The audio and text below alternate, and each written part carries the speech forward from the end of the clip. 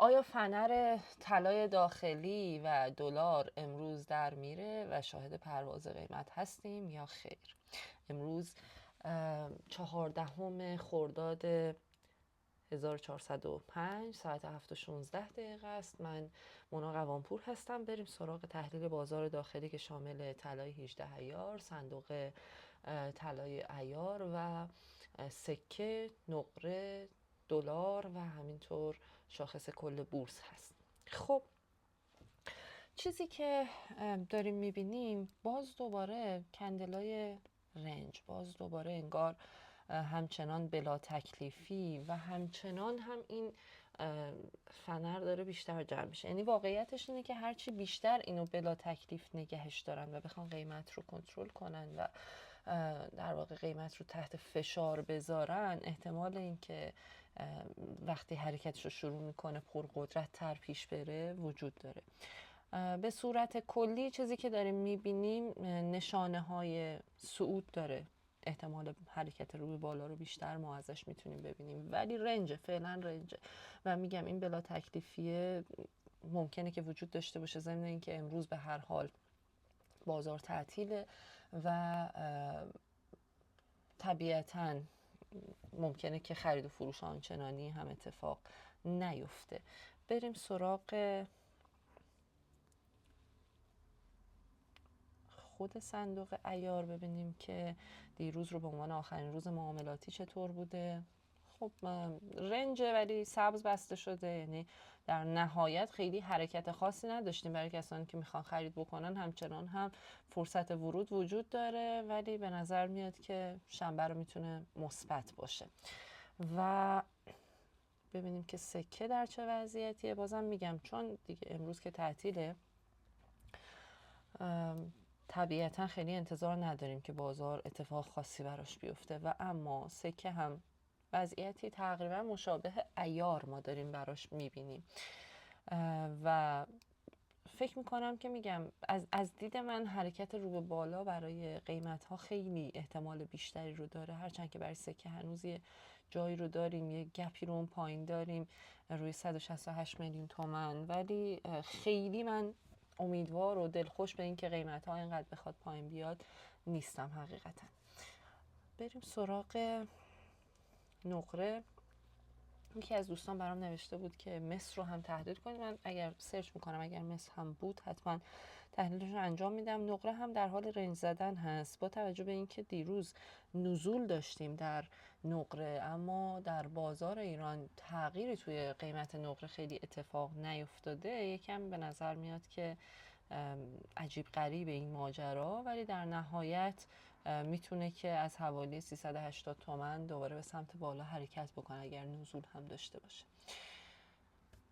مصر رو هم من فکر نمی کنم که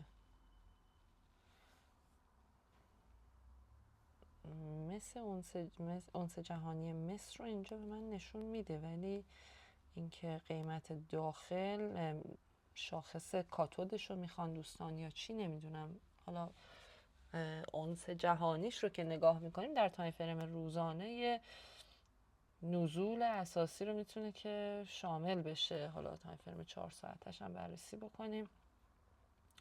اونس جهانی مس به نظر میاد که ممکنه تا 6.539 بره و بعد باز دوباره به سمت پایین حرکت بکنه. در تایم فریم روزانه همچنان جا داره که پایین تر هم بیاد. من قیمت مس داخلی رو نمیدونم که رو چه چیزی باید سرچ بکنم که بیاره. و بریم سراغ دلار. تتر و دلار الان دیگه تقریبا یه مدل شده وضعیتشون. دلار یه مقدار گرونتره، یه تقریبا 1000 تومان گرونتره. دلار هم داره رنج میزنه، همچنان این 171,500 تومان رو خالی داریم براش و احتمال این که بخواد بیاد اینجا رو پر کنه و به سمت بالا حرکت بکنه هست. به صورت کلی من براش یه شرایطی رو دارم. به نظر میاد که این